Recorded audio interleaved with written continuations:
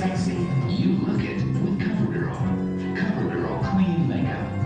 Clean as it's made.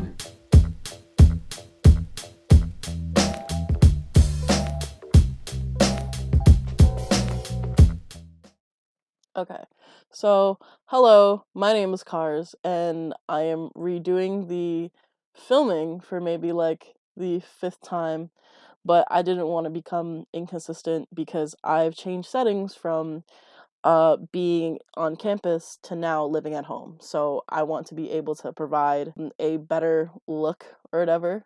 My name is Cars, and I would like to ask everybody, what is beauty and what does beauty mean to you? I personally see and express beauty by doing makeup, and I will show these looks once I edit it in post production or whatever. These makeup looks, or just makeup in general, has kind of given me the opportunity to sort of express myself and to have some sort of artistic creative freedom. And while I know that this is just my personal take on it, definitely it is not the same for other people.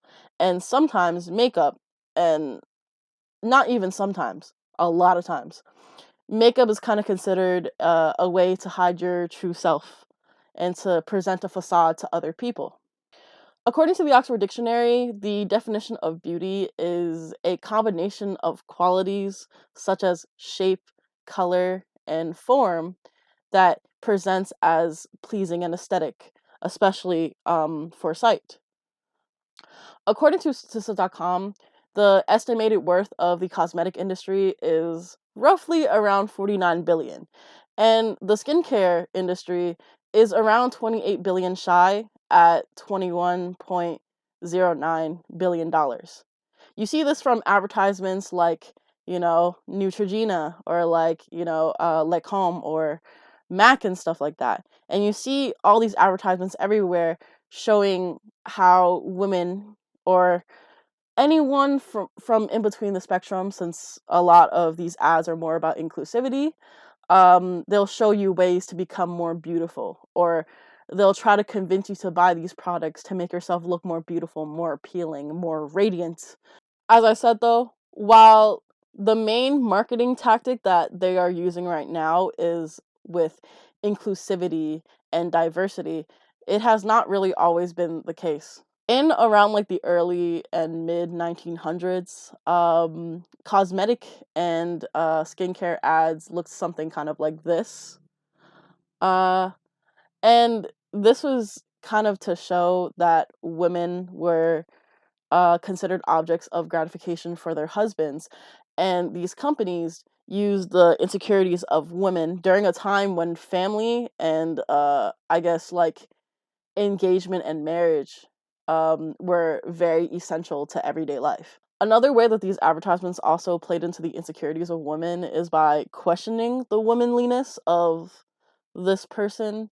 So, let's say, for example, like an advertisement would say, oh, use this product if you want to be more poised and more ladylike and present yourself better to people. Some of these vintage advertisements, and I'm not describing a specific ad, but I am describing probably a scenario that has been played within these vintage ads. It could go something along the lines of like a new shade of red lipstick that's more enchanting and enticing towards, potential suitors or like even your husband.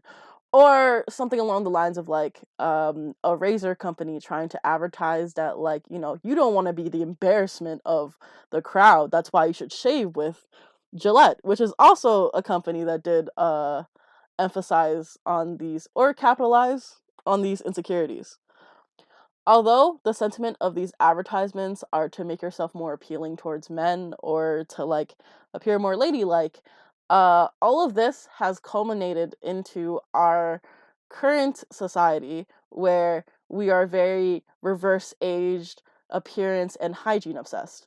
You'll see it today with like Hiram or like Jade Mari, who are talking about, like, let's just say overnight serums that you could use, or like which cleansers are the best for your face, or what exfoliants exfoliants are good for your skin or whatever to make you smooth and stuff. And then there's also like get readies with me or things of the sort, like skincare routines. that show the amount of products that this person uses within like a night. And this reverse aging and appearance obsessed society that we lived in has also perpetuated the incentive of people to get plastic surgery procedures onto themselves to get what they want from beauty. According to grandviewresearch.com, the plastic surgery industry has racked up around approximately $63.4 billion in 2021 and is projected to have a compound annual growth rate of 9.6% from 2022 to 2030. Some popular procedures that you might have heard of is liposuction, breast augmentations, facelift, rhinoplasties, and the list goes on. While these plastic surgery companies are not necessarily promoting themselves blatantly by putting up advertisements on billboards or magazines, celebrities in pop culture, such as Cardi B, uh, Kim Kardashian, Bella Hadid, and Chrissy Teigen, uh, promote these services by showing themselves as today's modern fashion icons. Although some of them have voiced out their regrets for getting certain uh, plastic surgeries, it has become kind of more normal set for people to get plastic surgeries for features that they're not that pleasantly okay with. Some traits within Western beauty are clear skin, being skinny, high cheekbones, and also small noses. And these are all products of white supremacy, or these ideals are all products of white supremacy. Although big lips and an hourglass figure, which are prominently features that are associated with Black women, are being adopted into pop culture, it is still viewed under a Eurocentric lens, as white women who physically alter their appearances to look more Afrocentric are being praised over the Black women who were actually born with these features. So examples of this that you could see within pop culture lies, in the earlier example of Kim Kardashian or the Kardashian family, who have definitely gotten procedures to get, to appear to have bigger breasts, bigger butts, smaller waists, and stuff. While there's women like Megan Thee Stallion who have all these features but are constantly being belittled and being called masculine because she's tall, I guess. Even though there is nothing really masculine about her. Like, this girl wears acrylics every single day. Curvaceousness wasn't always a trend in American beauty standards, and it only kind of rose into prominence around like maybe the early to late 2010s. But before then, there were also other beauty trends that were kind of considering the opposite of the spectrum, where being skinny was kind of the thing. The example of this would be heroin chic, which was a style within the 90s that sort of mimicked high levels of drug usage and sex. And a lot of these girls ended up having eating disorders because they were trying to mimic the figures of models like Kate Moss. The double standard within beauty lies when women are being perpetually taught from a young age that they have to be skinny, but not too skinny because, that's scary and a little bit grotesque. And you have to wear makeup, but not too much makeup, or else you're going to be seeking attention. Or you have to be hairless, but you can't be too hairless because that's just kind of weird. So I'm going to read a quote to you guys by KP Kulski in Ferris Flesh, which states, "Lift the breasts high, but not so high that they tower over the men. They don't like it if a woman is taller than them.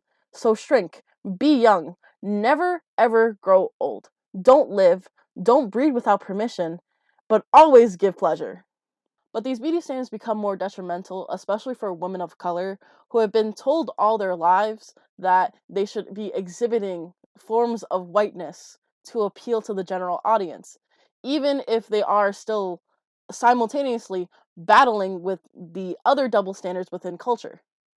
While many people regard America as some sort of melting pot of all different cultures, you'll probably find yourself trying to appeal to whiteness for social elevation. A personal example of this was a poem that I wrote with in high school about my personal Asian identity and how that has served me when I was younger. In the room, my independent nature preoccupied most of childhood. My youth, with the myriad of thoughts, came with the abhorrence of self-image. Why can't I have white skin, white features? I have learned a while back that I'll be different from the other girls in my school. I thought American kids don't eat laksa and roti canai. Instead, they gorge on American food and watch American movies. This is the reality that I had to accept. I wasn't fit into American beauty standards, and I definitely wasn't the splitting image of a typical Asian girl. It took me some time to develop self love and growth to be able to accept myself as who I am now. But during this time, it just almost felt intrinsically impossible because I just was significantly different from all the white classmates that I had. I was considered the weird kid, as much as that sounds very corny. While this is just my experience, this is also an experience that is resonated towards POC children who grew up having to assimilate to American culture. And this could definitely range from dyeing your hair a lighter color, wearing the same clothes as all the other cool kids or whatever, or even skin bleaching. So, a great example of assimilation in America is the song Your Best American Girl by Mitski. If I could, I'd be your little spoon and kiss your fingers forevermore. In the song, Mitski talks about her and her love interest and how she has felt a sense of inferiority from her culture because of just how American society is, while her love interest, who is presumably white, has never had to question or experience anything like that correlating to his identity and culture. You're the sun, you've never seen the night, but you hear a song from the morning birds. Well, I'm not the moon, I'm not even a star, but awake at night I'll be singing to the birds. She tries to find a way to bridge the gap between them, despite the cultural differences that they both have. She eventually tries to conform to sort of please him, as a way to not be treated like different from other American girls.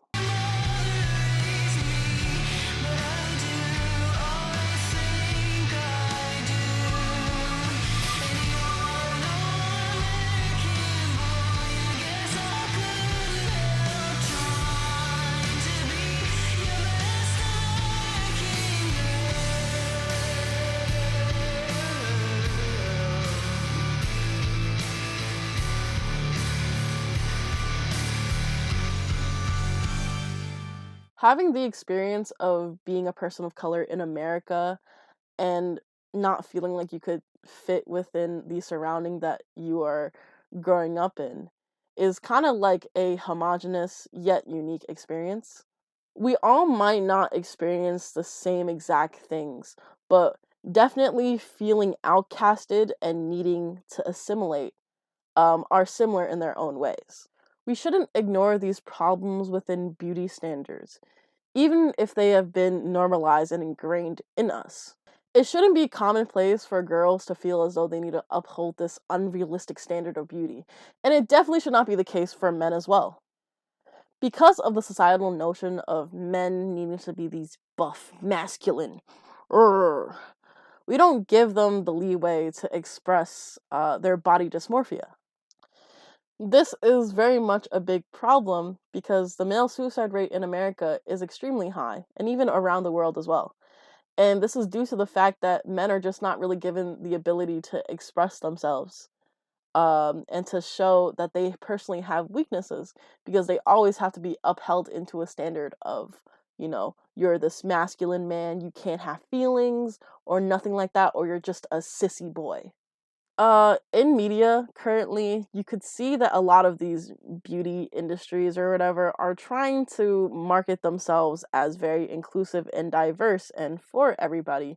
And you can see this in certain advertisements that include models with a lot of beauty imperfections. It also seems that instead of makeup being a part of a culture where we're supposed to airbrush our face and stuff like that to look as supermodel-esque, people are using makeup to express themselves more within like subculture related looks like Y2K, goth, or emo, or preppy. In conclusion, I see for the future generation that there's gonna be more acceptance in the world, and there is definitely going to be an incentive to go beyond the boundaries of these rigid boxes to embrace differences within our facial features. Before this project video is over, I have interviewed 6 different other participants who were willing to share about their experiences with double standards in beauty, how it affects them in terms of their cultural and gender identity, and how they feel about aging. So I guess this is the interview right now.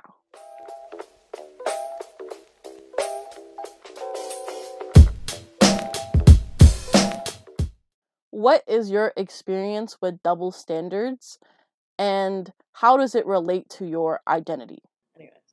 So with double standards in beauty, something that I think about a lot is how like black and brown features are praised like on white people, and then on people of color, those are the same features that are like demonized, or how certain features can like become a trend like for white people to get, and then it kind of like adds to this idea of sort of like this like racial ambiguity. Like I'm mixed and I've always known that I'm like kind of racially ambiguous, but like I'll have like so being like you look like whatever white person, you look whoever, and it's a white person who like has a bunch of like plastic surgery to resemble how people of color look, and like it's just very annoying just to see.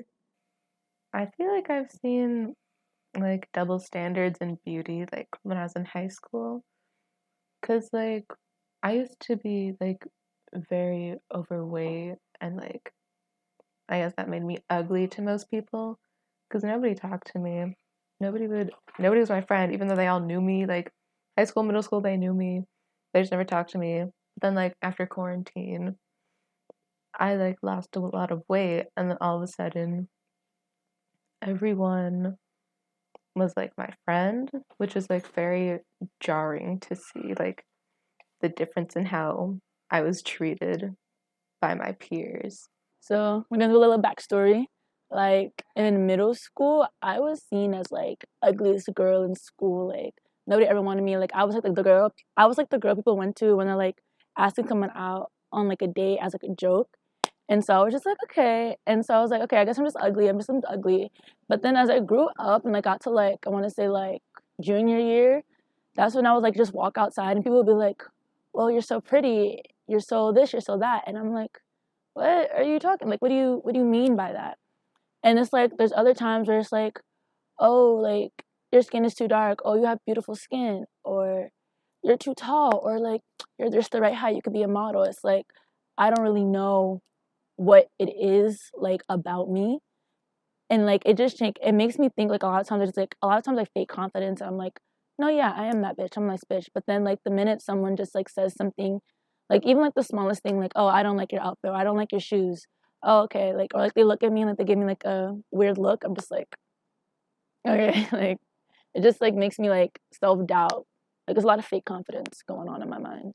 So when it comes to beauty, the like and double standards, the first thing that I thought of was black women and my mom.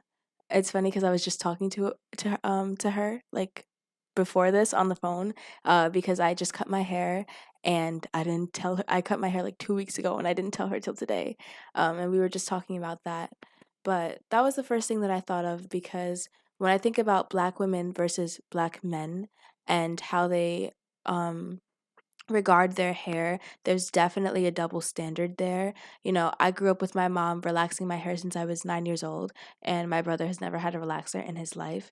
And when I started to fight against relaxers, when I told my mom I didn't want to do it anymore, um, she, I asked, I was like, okay, so girl, like little girls have to get relaxers. They have to have straight hair to be pretty, but like my brother can just like, you know, like he doesn't need to do that. Like guys don't need to do that. And she was like, it's different for him. He's a guy. And I'm like, okay. Born in Jamaica, right? I was like, what do you guys think if I get locks? And the things that I heard was downright offensive. They were like, no, Jasmine, you're gonna look dirty. You're gonna look nasty. You're gonna be like those potheads. I was like, excuse you. This is your culture. What are you talking about? I can get locks. It was insane. So like when it comes to like being like black and like not being like considered like the standard beauty standard, it kind of like skewed my vision of what like I should define as beautiful for myself and like what categories just kind of like blend into.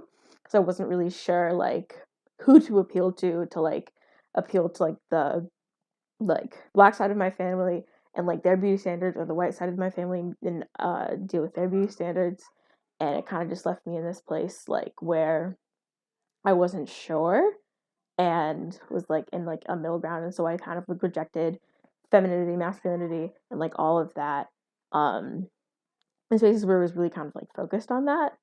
So, I was relatively lucky in terms of like beauty standards because my mother was really interested in making sure that I didn't feel like pressured to be too feminine as a child, which actually resulted in something kind of interesting where I ended up being way more feminine when I grew up because I was kind of like embracing that. So, a lot of like growing up and trying to figure out like how I want to like present has been kind of parsing out how much of like what was I saying? Oh, yes. Okay. So a lot of, for me, like figuring out like how basically like I identify as a girl. So how figuring out how I want to present with that, like if I want to present in a feminine way, that kind of thing has been a lot of like parsing out like what is harmful things that society is like pressuring all people who identify as girls to fall into, and what is just embracing stuff that I didn't really have the chance to embrace as a child because of my parents trying to not let me fall into that. So like as a kid, I didn't really have that many like pink things or like anything that was meant for girls because my parents were really afraid of me feeling stereotyped. And so now it's kind of like trying to figure out, am I just embracing what I didn't have, or am I falling into these like traps that are like meant to make a lot of money and, you know, make people feel insecure? So that's kind of how I personally relate to it. I really like makeup, but I don't want to feel like I can't go out without makeup, so I often don't wear it just to make sure I like get used to that. So I'm trying to strike kind of a balance, if that's a good answer to that question.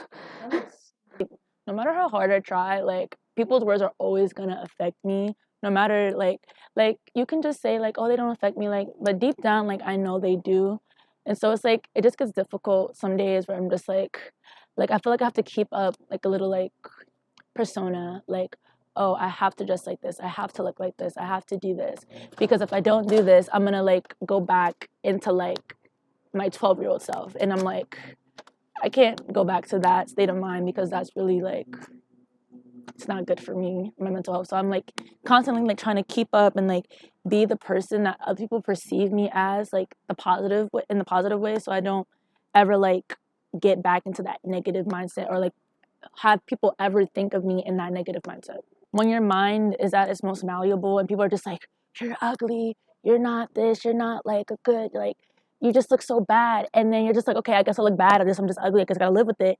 And then you grow up and people are like, oh my God, your skin, look, you're so chocolate, you're so gorgeous. And it's just like, what do you mean? Like, you were just calling me like a dirty African. You were just calling me an African booty scratcher like 2 years ago.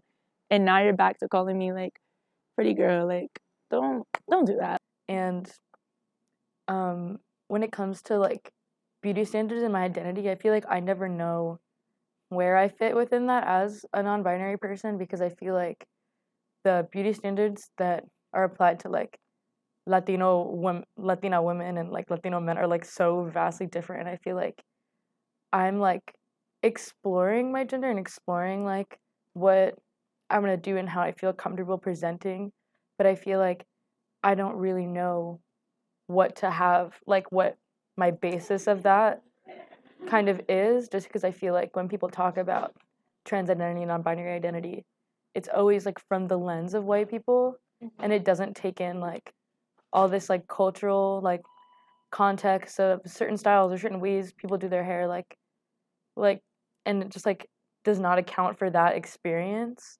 And I feel like with beauty standards, it's kind of like trying to find my own place like within things, but like no one ever knows how to judge me in that sense. When I was younger, the impact was a lot stronger on me, like a lot before I really like recognized like my gender for what it is. But when I was in high school, I went to this like majority white high school, and I think I wanted to like blend in so bad just because I already felt so isolated. So like my hair is also like super damaged from like I tried it like ginger at one point. It looked really bad, but like it was like ginger and like straightening my hair all the time and like trying to like not stand out, I guess, or like like make myself palatable like to a certain demographic.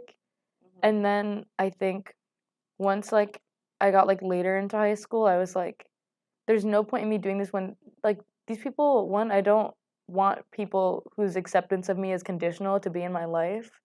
And then also like I'm never gonna be accepted by them regardless. Like I'm always gonna be the person who's not actually white, who's trying too hard to like fit into their whole like social whatever they have going on.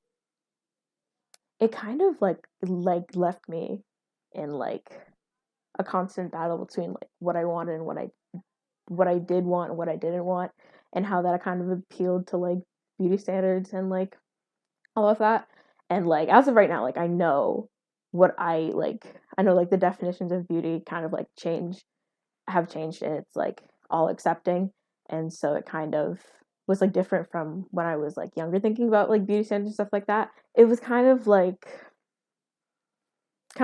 a constant battle, and it was just like inner battle, outside battle, like everything would contribute to it, and it would kind of like skew in one direction towards like embracing feminine and masculine one side and then shift to the other, and it would just be like a constant battle and a constant like changing and developing. And My mom is very much like, to my sibling, my older sibling, who like isn't female. They are female presenting, but they like, I don't know, they're non-binary, but like my mom sees them as like as her daughter. And to them, she's always like, you need to like dress better, do more makeup, and like stop looking like a boy. I see. But then to me, she's like, you need to stop dressing like a whore, stop with the makeup. And it's very much like, girl, what do you want? Like, because my sibling, like, men do not approach them at all. Mhm. But like, my mom, no. I mean, she's never seen it, but she's like, you would be a whore if you talk to men. I was like, girl, please relax. Yeah. And she's like, I don't want you to look good because I don't want male attention for you unless it's for your husband that I will pick up for you. In middle school, I mean, right now, I'm like, I would say I'm like non-binary, but I'm more like femme presenting. Mm-hmm. But in middle school, I like thought I was like a trans. I felt like I was very a trans man, Mm-hmm. just because like I hated how I looked. I was very, because I had body dysmorphia, but I was confusing that with gender dysphoria, which I also had. I was like, So I think that's when I started like trying to like learn how to like care for my hair better, and I started embracing my style, and with that kind of came this like figuring out of my gender. So like I think now the impact on me has like minimized a lot, but I think especially like for like young people who are like figuring their shit out and are in environments where like it isn't the most supportive to that like figuring out of yourself, like you try to like fit into all these different like boxes of beauty standards that honestly like don't even apply to you and kind of like exhaust yourself in the process. Especially going to a PWI, and it's like, okay, people see me, people think I'm pretty, or it's like, you know, but then it's like, are you not coming to talk to me? And a lot of times when I like talk to my friends or like talk to people about it, they're just intimidated by your beauty. Intimidated doesn't make any sort of sense, like at all. So I'm just like, I feel like I'm like the least intimidating person ever. Like I feel like if you like ask like my friends about me or like ask just like random people like, oh, you know Rama, like they'd be like, oh yeah, she's so nice, she's so like happy and smiley. Like intimidating is like the last word I would use for myself. So it's like I'm already like as soon as people see me, oh, she's so gorgeous, she's intimidating. Let's be for real. Or it's like they're just like not coming up to me, and it's like, why are you not coming up to me? And the people who do come up to me, they just like treat me like shit. So I'm like, okay, like I have standards. Like I'm not gonna like run after you just because no one else is coming after me. Like, yeah, it's like. I think that they were, in my experience, they weren't really trying to push me one way or another, but they were so adamant in like countering what society standards were that I often felt like I didn't really get the chance to be feminine. Which I can understand because as a kid, like you're a kid, like I went to preschool and everyone else's favorite color was pink. So I was like, oh, that's my favorite color because that's just kids are stupid. So I was like, so I was just like, yeah, that's me. So I get why they did it. But I remember being like kind of frustrated that I wasn't allowed to fall into that in a certain way, even though I understand why they didn't want me to fall into that. So my favorite color is pink now. It got stuck that way. And I do like feminine things now. And so like I was saying, I think that they had the best of intentions and I think that what they did was really good, but it does leave me like wondering whether I've gone a good way or whether I've just like rebelled against what I don't know. It's just interesting. No, I was really lucky. Like usually it's more like your parents like push you into the gender role, but they kind of were like, no, no, no, no, no, I don't want you to have any gender roles. My mom used to hide a dress up doll I had because she didn't have any pants. She only had skirts. So she would hide it because she didn't want me to feel like I wasn't allowed to wear pants because that girl was. And That's what I mean about like it kind of like being like crazy, but I understand. It is pretty crazy. I understand. It's Exactly. Like they were just trying to make up for like how like society pressures like girl stuff to be, and then for me, since I didn't get like I didn't experience that, I was always like, but what about that fun pink thing that I don't get to look at? And I just like kind of, so yeah, a lot of me like being a teenager has been like embracing like wanting to look like really feminine and wear like a lot of makeup, but also respecting that they had a really good point when they were raising me that way, and that there are certain like traps that you can fall into where you get caught up thinking that that's the only way you have to be. What is your opinion about aging, and how do you see yourself in 30 years? I hate it so much actually because it's like making like people who are like 25 or like 20 years old be like, I have to stay young, and it's like, no, like being young isn't all there is to life. Like we were all young, and I am still young, but I was younger before, and like, you know, I was younger before, and like, you know, you grow as a person, and like you have to grow, and if you're not, if you just want to be seen as this like, I feel like low key, it like contributes to like some sort of like a purity culture that we have, or like in like some, and in some, or like in some way, like I can't like all the words out there, like pedophilia that we have in society, like what is like, why do women always have to stay like, or like femmes always have to stay young, and like at this is like their peak, when it's like, no, like even 30 is seen as old. 30 is like when you really begin your adult life in all actuality. Like why is it that we have like these like 17, 18, 19-year-olds being like, I have, this is my peak, this is my peak? Like no, that's like embarrassing. Exactly, that's embarrassing. Like you can't Imagine saying that you peaked at 17. that's like absolutely, like let's say you live like 80 years, you hit your peak of life at 17. That's crazy. At 20, it's crazy. I feel like your peak should be like in your 30s, and even then it should like this is your peak, and then this is you for the rest of your life.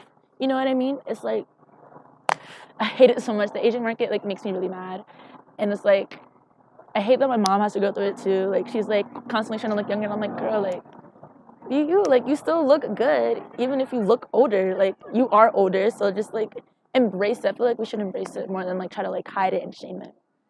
Yeah.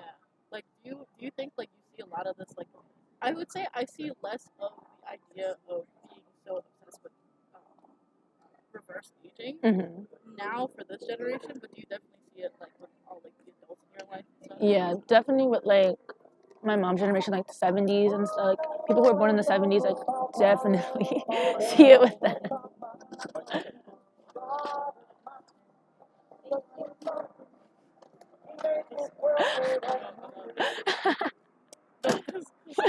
Be like bringing their whole fucking speaker on their back.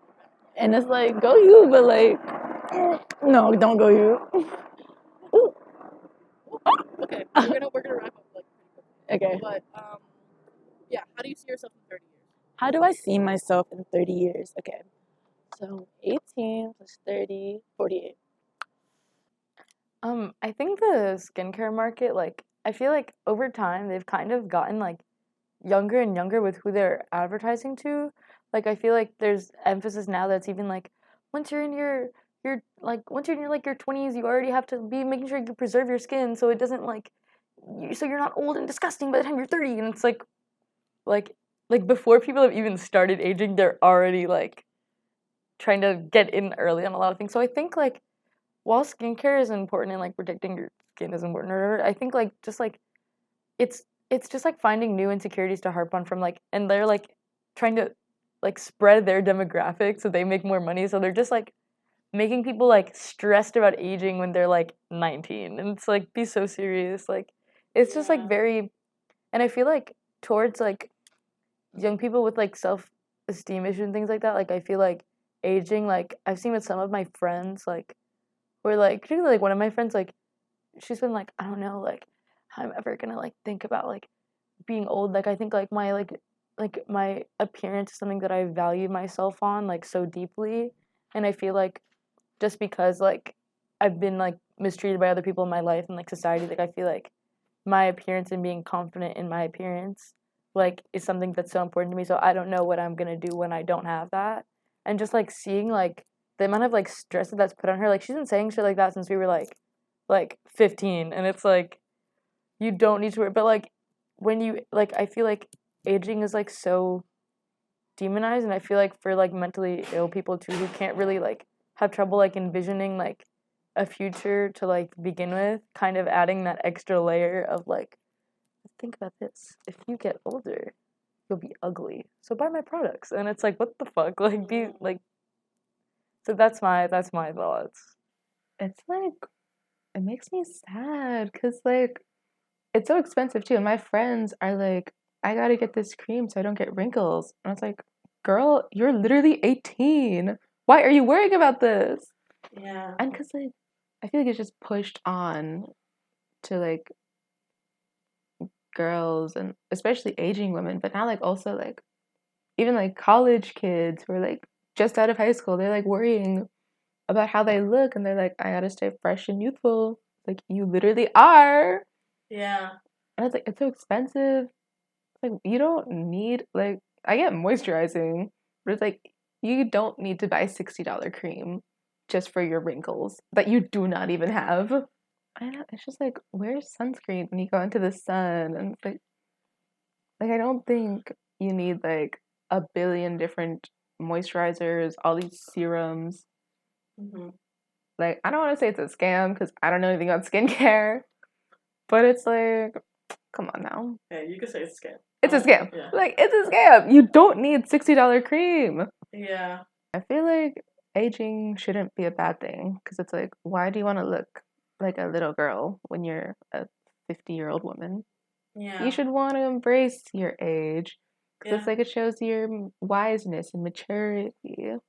Because, like, my, like, female relatives all, like, talk to each other like that.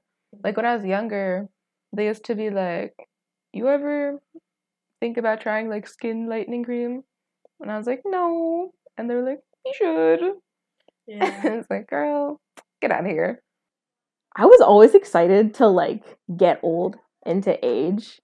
And so like whenever I would see ads for like get rid of like wrinkles or like get rid of any of that, I would just be like, what's the point?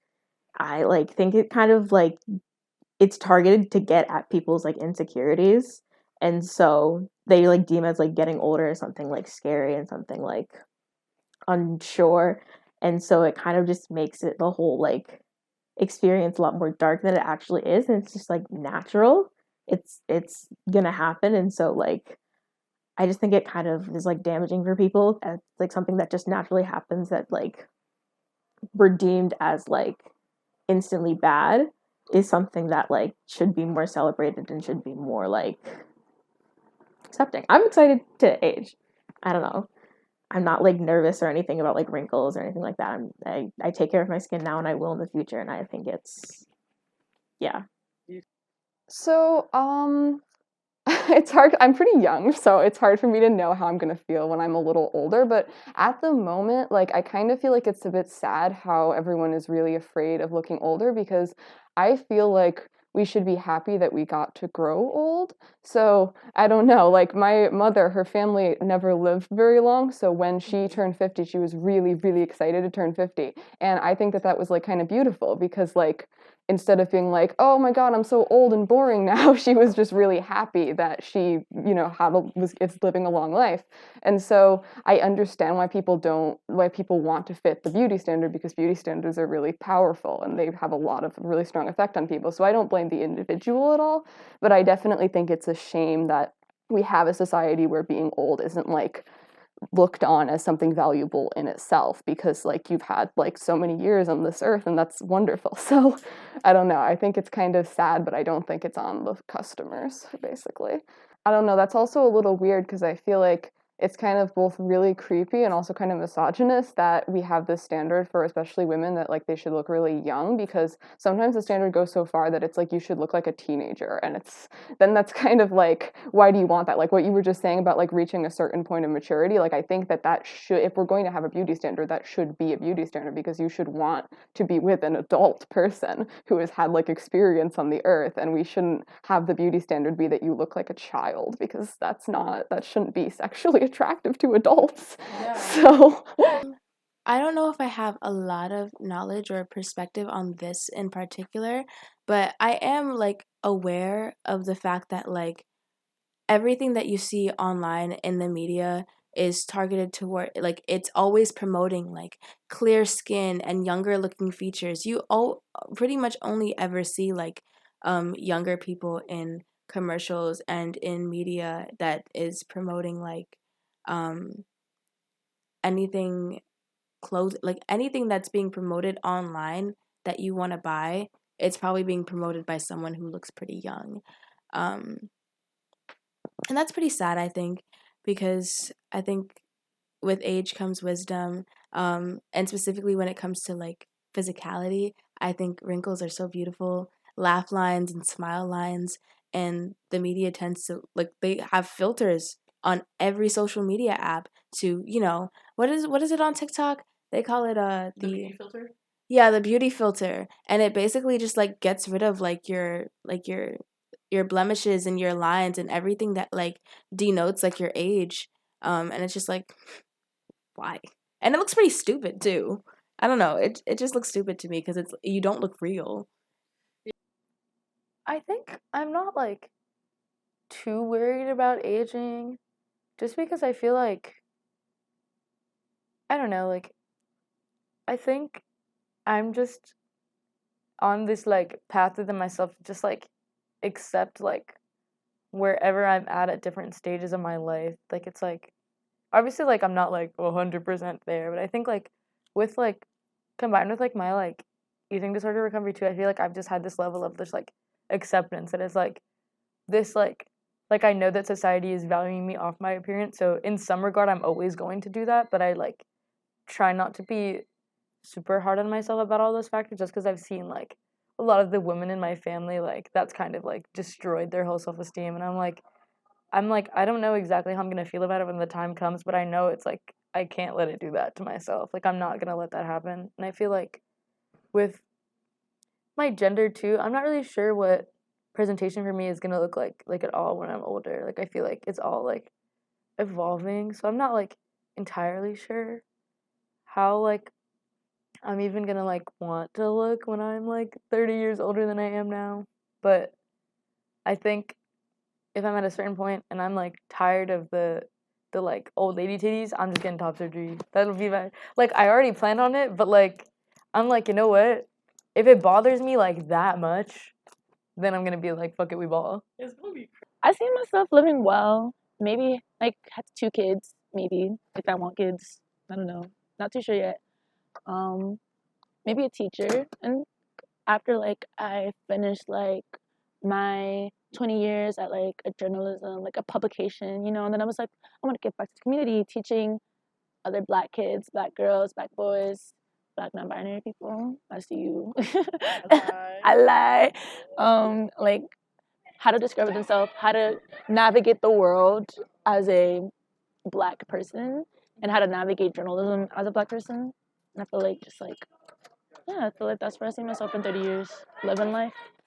I definitely really want to be like a cool older person. Like I've seen in like I want to be someone who has the courage to like break the standards for like what certain ages should do. Like I remember in my sociology class we looked at this picture of this like grandfather and he like modeled his granddaughter's like clothing brand. So he was wearing like these very like teenage girl clothes.